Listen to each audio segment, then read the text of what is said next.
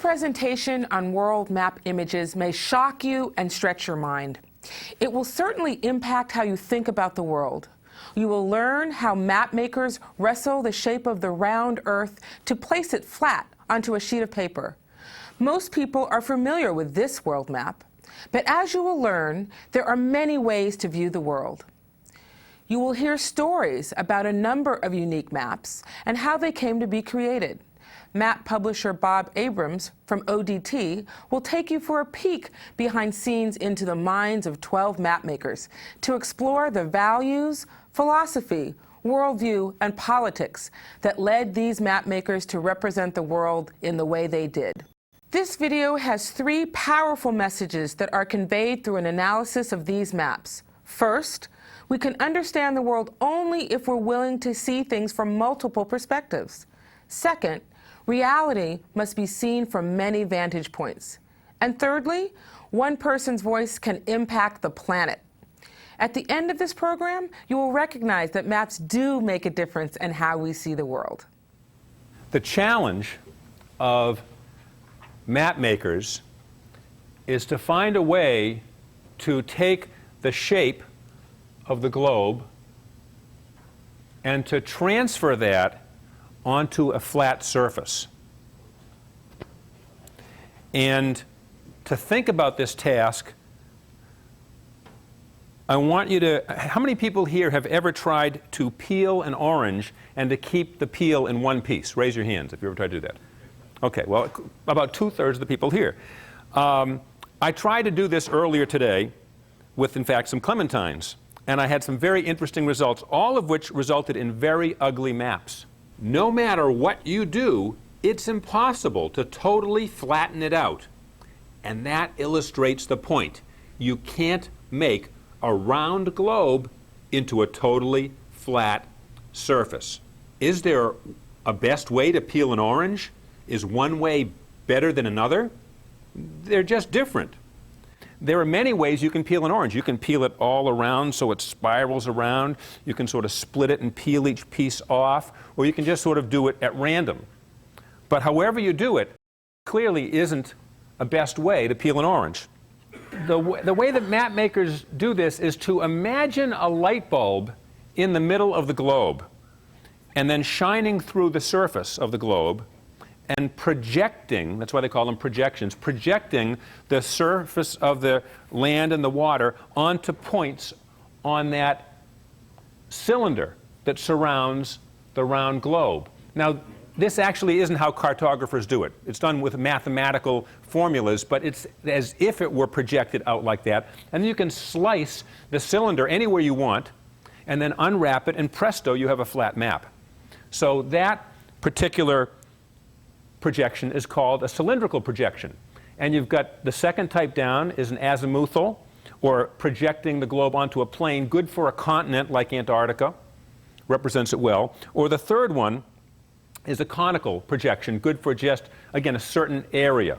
So these are 3 ways of translating the round globe onto a flat surface. Is one better than another? They're just different. Let's look at 4 different kinds of map projections. And instead of the globe, let's try an experiment and project a human face. The first projection that you see there is a projection of a face on a Robinson projection, and then that face is translated to a Mercator projection, and then it's transferred to a sinusoidal, and then to a Malvidi. Is it the same face? Yeah, sort of, but it's different because different things are emphasized, so each map projection gives you a different vantage point, a different frame of reference, a different way of seeing it. If you look at the Mercator, the chin is a little bit bigger and the forehead is bigger. But then if you look at the sinusoidal, those things are contracted in. So it all depends upon what's important to you, what you're emphasizing, what your concerns are, to determine which projection you would pick. I'm going to introduce a projection that was invented by a fellow by the name of Gerhardus Kramer. He's known in the trade as Mercator. This is a redrawing of his original map from 1569. It's a very interesting projection because one of the things that it does is it makes a statement on the face of the map. And on the face of the map, it says, "This is a new and enlarged description of the Earth with corrections for use in navigation." He was very specific about the purposes for which that map would be used. Now, if Mercator were alive today, and he went down to the local map store, and he saw that someone had taken his projection, as Rand McNally did, and publish a full-size modern map of the world, he would say, "Oy vey, what is this? What are you doing, dummkopfs?" He was German. Actually, he was Flemish. This would make no sense to him because he never intended this to be used as a world map. It is in very common use as a world map, and this is a very familiar image to us, but it is an illogical use of that map projection. It was intended to be used as a way to create regional sea charts. The purpose of it was so you could go from one point to another point in the ocean, draw a straight line between those points, follow that straight line as a line of constant compass bearing, and you'd end up where you wanted to go. But it would completely confound Mercator to have his map projection in common usage as a world image. Well, another image that was developed in 1974 by historian Arno Peters is this Peters map. This was, of course, a map that was developed with one specific purpose in mind, which was to create a map that was fair to all people. Peters was doing a history of the world, and he was concerned that the Mercator projection didn't allow him to portray the world's civilizations over the last 5,000 years because it emphasized the European-centered or Northern Hemisphere-centered civilizations. The Mercator projection compresses the region around the tropics. Most Mercator maps today crop the bottom of the map, removing Antarctica, resulting in the northern half of the Earth taking up 2/3 of the map area. The South then becomes diminished in size and importance when compared to the North. And so Peters set out to create a map that showed the countries in true size and true proportion. And this is his map. It's kind of funny because you've got severe elongation between 45 degrees north and 45 degrees south, and you've got severe compression between 45 degrees north and the North Pole, and between 45 degrees south and the South Pole. So every map, to show something true, also has to lie. Every map that wants to show something accurately has got to sacrifice another area, because in order to portray this round surface, let's say we would have taken an X-Acto knife and cut this all up and try to lay it down on the floor, just the same problem as the orange or the clementine is that it becomes impossible to do that unless we're sacrificing something. If you want to show lines of constant compass bearing, like on a Mercator, you can't have sizes. If you want to show sizes, you lose shape. If you want to have it be distance accurate, which will be another map that we'll see next, then you're going to lose both size and shape. Let's look at the next map. The next map was developed by Leonard Goelkey in 1979. He was a professor at the University of Waterloo. This is a Toronto-centered map of the world. It tells you exactly in real-world miles or kilometers how far you are from Toronto, any place on the Earth. It's a very practical map for one thing only. It actually has sizes and shapes somewhat accurate, say, towards the center within North America, but the further you get from Toronto, the further it does what? It distorts both size and shape. In fact, the real acid test of this is, what if you were to take a scissors and cut out Australia on this map, pass it to somebody and say, what continent is this? They would have no clue. It would be baffling. But it's a very, very good map. It's not meant to deceive, but it shows only one thing accurately. The next image that I'm going to talk about is an image of the Earth that has had a profound impact on human consciousness. This map, this image, is the shot from the Apollo 17 mission in 1972. This is an image that dramatically transformed not just the consciousness of the astronauts who saw it themselves, but when this was beamed back to Earth, I would assert that this had a powerful impact on how we see ourselves as a human species, that we got to see this amazing, beautiful, gorgeous planet. There weren't boundary lines separating countries, that we got to think about the interrelationship of the planet's health, the beginning of Gaia consciousness, thinking of the Earth as a living organism. And this had a dramatic effect on how we considered our relationship to the planet and ecology. Sometime after the Apollo 17 flight, there was a wild-eyed hippie from Berkeley, California. His name was Paul Hoffman. And he was fired from his computer job. He was living out of his car, and he had a dream one night while he was parked in a friend's garage. A dream one night about this image. And as a result of that dream, he dreamed of himself putting stickers of the Earth on postcards and sending them to his old college alumni. And he didn't have any idea where this dream came from, but he managed to pursue it relentlessly. He also had a vision of sending these out all over the world. He has produced over 15 million of these stickers, but they're just one example of how someone's concept of sharing their vision of the world and what's important and how we see ourselves can really make an impact in a really material way. The next image was also created by another kind of visionary, a wild-eyed visionary, and his name was Buckminster Fuller. Buckminster Fuller developed this Dymaxion Map, stands for Dynamic Maximum Tension. And this Dymaxion Map was developed in 1927. It languished in obscurity. No one paid it any attention until some editor at Life magazine in 1943 thought, ooh, let's do a cool cutout on this. And once it appeared as a cutout in Life, it became very, very popular. Fold the Dymaxion, and the 20-sided solid figure that you get is an icosahedron. Now, the question I would ask you is, which way is north? North is in many directions on the Dymaxion, not just converging on the North Pole. North isn't the same as up. We're so often used to thinking of north as being up that when we see something like the Fuller, it throws us because our orientation is then off.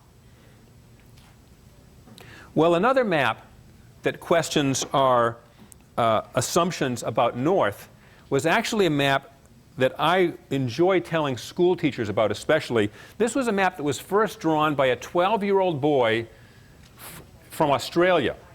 His name was Stuart MacArthur. Stuart drew an early version of this map when he was in 6th grade and passed it into his teacher, and the teacher said, Stuart, redo this right or you're not going to pass. And he didn't understand why it was that he couldn't have Australia on the top of a map. Well, a few years later, he was 15 years old, and he was an exchange student in Japan. And when he got to Japan, he was ridiculed mercilessly by his fellow exchange students from the USA. They taunted him for coming from the bottom of the earth. And at that time, when he was 15, he resolved that one day he was going to publish a map of the world with Australia on top.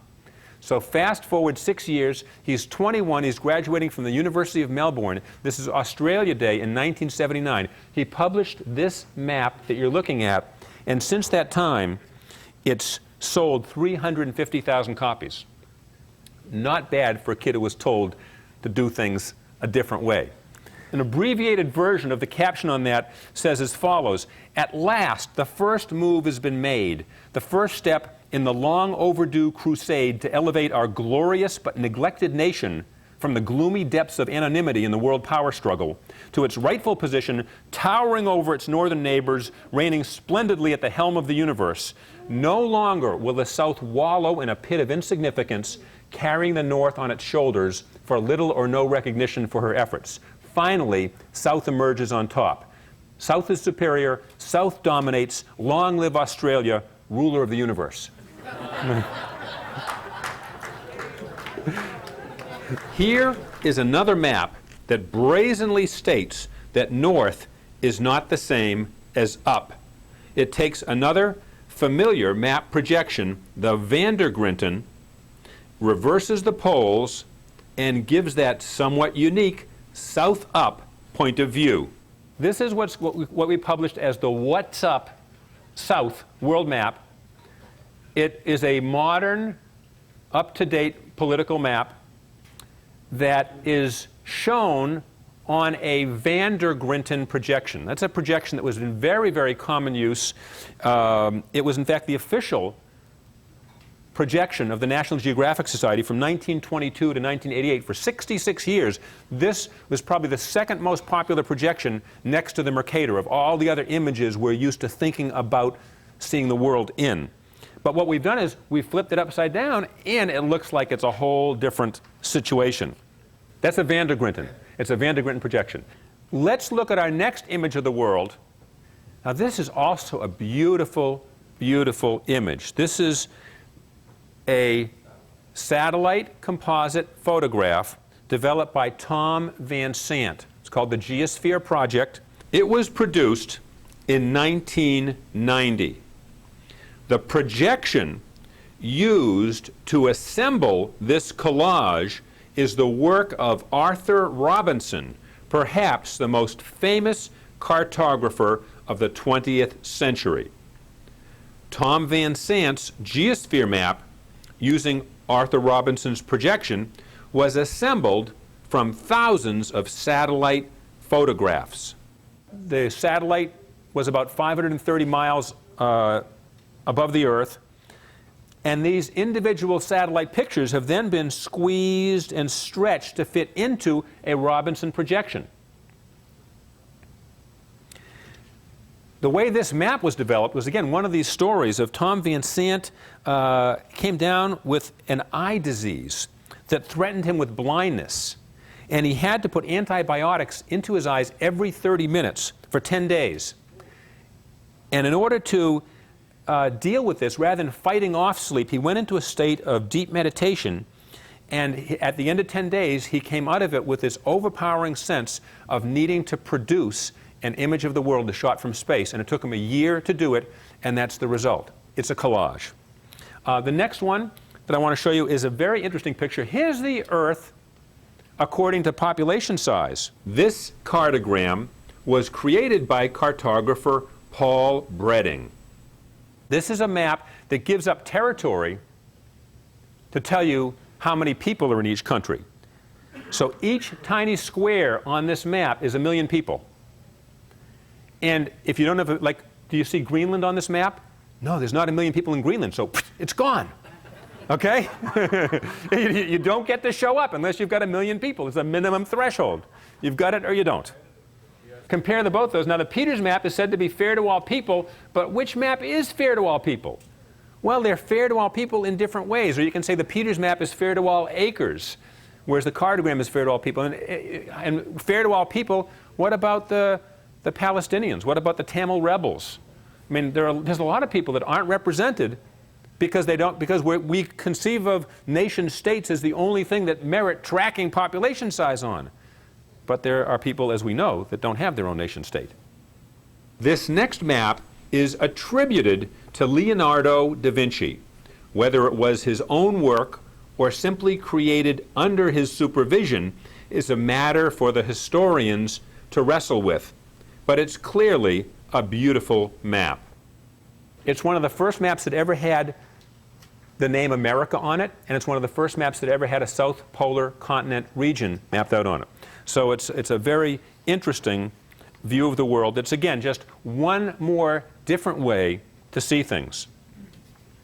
Our new Hobo Dyer projection map that's here to my side was published last August, and it was just used when Jimmy Carter received the Nobel Prize. He came to us because he liked the map, and it made sense to have a map that displayed, again, the equatorial countries true to size and true to proportion in a way that was able to display the dots. If you had put these same dots on a Mercator map, what would have happened? They'd all be scrunched up towards the bottom of the map. So this was a perfect application for this kind of a map. This map was created by British cartographer Mick Dyer. How is this image with south on top different from either the MacArthur map or the What's Up South map? Well, like the Peters, it has the somewhat unique attribute of being an equal area map. All of the countries are true to size and true to proportion. But unlike the Peters, it doesn't have that stretched out effect between 45 degrees north and 45 degrees south. It has better shape in the mid-latitudes, but worse compression when you get to the poles. Everything is a trade-off. And the Hobo Dyer map, with its many perspectives, reinforces the point that there are many different ways to see the world. We can't simply look at things from one vantage point and feel like we understand a picture completely. And all we've done is change the orientation of the poles and change the centering. And when you look at these two side by side, it looks like it's a different planet.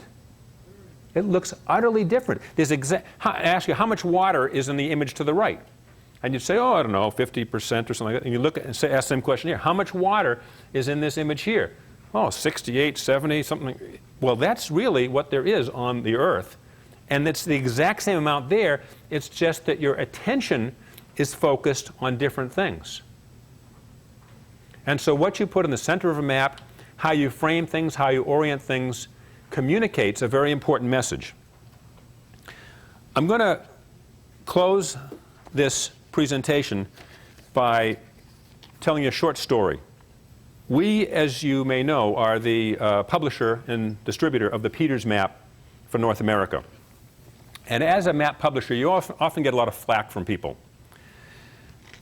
And in this case, I got an email that I'll just sort of summarize it for you. It came in last July. It said, "Hi, I recently purchased a Peters projection map and was shocked to find that you show Tibet as part of China. It seems that for a map whose political agenda is fairness to all people, this lack of attention to Tibet seems like a glaring oversight. When I heard this concern from Martin Luz in New York, I knew it was a sincere and impassioned request.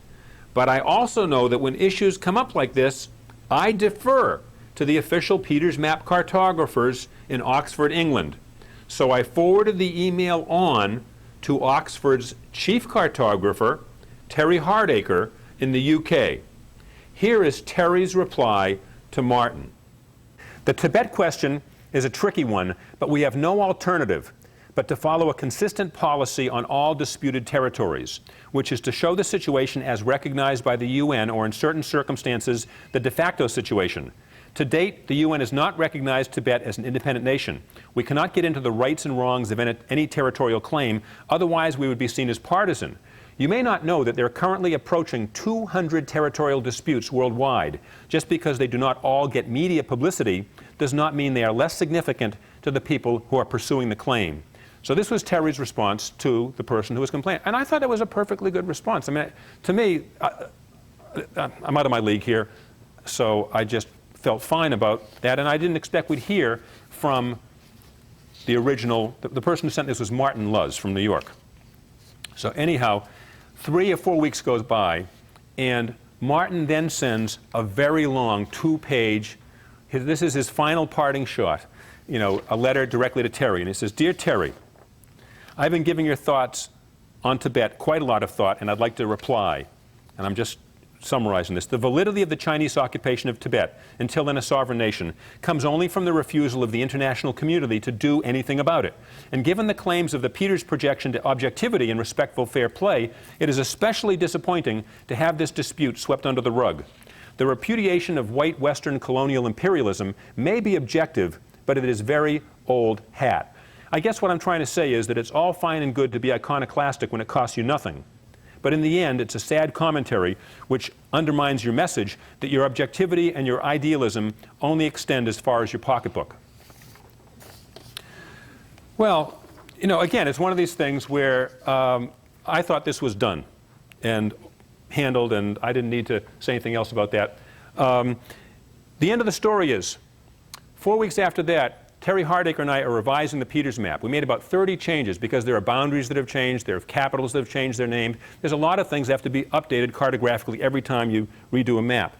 And Terry and I are working through the night on this. It gets to be about 8 in the morning, and he says to me while we're on the phone, he says, by the way, Bob, he says, by the way, I just happened to come across this old base file that we did for Oxfam, the World Relief Agency, and in this base file, I do have a border of Tibet. Would you want me to put it in there?